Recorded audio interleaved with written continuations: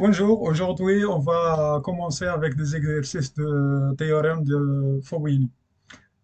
Déjà l'énoncé de théorème de Fubini, c'est ça, soit une fonction f définie sur deux variables, un variable sur l'intervalle i et le deuxième sur l'intervalle j, et l'on voit ça vers des fonctions complexes en général. Donc, pour calculer l'intégrale sur une mesure de y et l'intégrale sur une mesure de x, si la fonction est positive, dans ce cas, si on réalise l'intégrale sur x et après on réalise l'intégrale sur y, c'est la même chose sur l'intégrale de y et après on fait l'intégrale sur x. Et si la fonction elle est absolument intégrable, ça veut dire l'intégrale de la valeur absolue de la fonction est fini, ça donne une valeur inférieure à l'infini. C'est juste une notation pour dire que c'est intégrable et donne une valeur finie.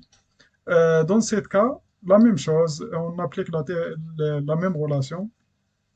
Ça veut dire si la fonction, l'intégrale de la fonction sur x et après l'intégrale de y, c'est la même chose si tu fais l'intégrale de y et après tu fais l'intégrale sur x. Et maintenant, on va commencer avec des exercices sur ce théorème-là. Donc, on va calculer l'aire du domaine oméga. On va calculer l'aire. L'aire, c'est dx, dy. Et on va le calculer sur un aire. L'élément de l'aire, c'est dx, dy. Et on va calculer euh, l'intégrale sur cet intervalle. Donc, déjà l'aire, elle est définie par les trois conditions. Il y a le x, il est supérieur à 1,5. Donc, on fait un trace comme ça. Déjà, le x, il commence de 1,5. Par exemple, le 1,5, il est là. Donc, le x, c'est juste cette partie. Il y a la deuxième condition, c'est que y est toujours supérieur à x carré. Donc, la fonction x carré, elle est là. Comme ça. Donc, le y, il est toujours par là, par exemple. Il est toujours supérieur à x carré. Donc, euh, donc on traite donc déjà le x il est supérieur à 1,5 et il y a cette partie. La troisième condition, déjà pour x est égal à 1,5, c'est ça. Et le y, toujours il est supérieur à x carré, ça c'est la fonction x carré. Donc le y il est toujours par là, dans cette région. Donc pour la troisième condition, c'est que x fois y est toujours inférieur à 1. Ou bien le y est toujours inférieur à 1 sur x. Donc la fonction 1 sur x, la fonction 1 sur x, 1 sur x, elle vient comme ça. Ça, c'est le point 1. Là, le 1, et ce point-là, c'est 1. Donc, c'est ça notre intégrale, le 1. Donc, notre fonction, cette fonction, c'est la fonction 1 sur x. Et toujours le y, il est inférieur à 1 sur x. Donc, il est inférieur, donc il est dans cette région inférieure, et il est supérieur à la fonction x carré. Ça y est. On sait que le x, il est juste de 1,5 et jusqu'à plus l'infini. Donc, avec les trois conditions, il reste que la surface, c'est ça. Notre surface, c'est ça. Donc, on calcule l'intégrale sur cette surface. On veut calculer l'aire. Donc, on calcule l'intégrale dx dy. Dx dy. Euh, il y a un intégral double.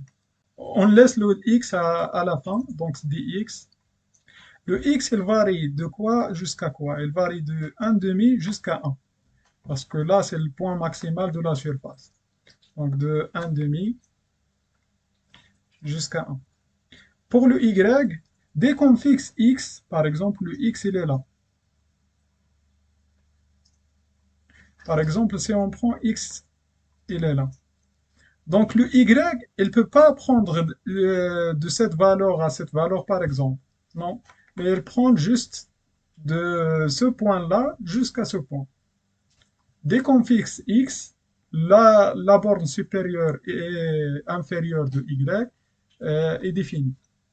Donc, pour la borne inférieure, c'est ça. C'est celle définie par y est égal à x carré. Donc ça, c'est la borne inférieure. Pour la borne supérieure, c'est celle définie par 1 sur x. Et on veut calculer dy. dx, dy, c'est ça la surface, pour calculer la surface.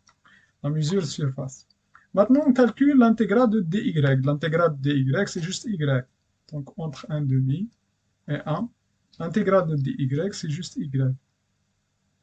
Entre quoi et quoi? Entre 1 sur x et x carré. dx. On intègre ça. On trouve l'intégrale de 1 demi à 1. De quoi? Le y, on remplace le y par ça, moins on remplace le y par ça.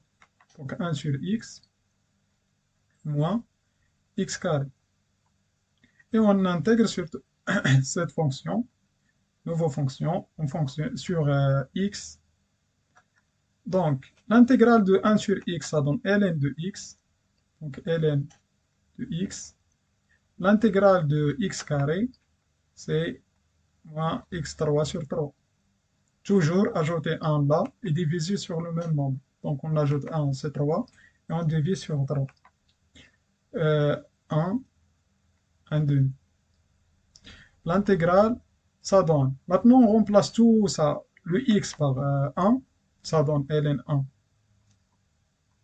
moins 1 cube sur 3, moins, et on remplace maintenant le x par 1 demi. Donc ln 1 demi, moins le 1 demi à la puissance 3, donc c'est 1 huitième divisé par 3. Donc 1 sur 3 fois 8.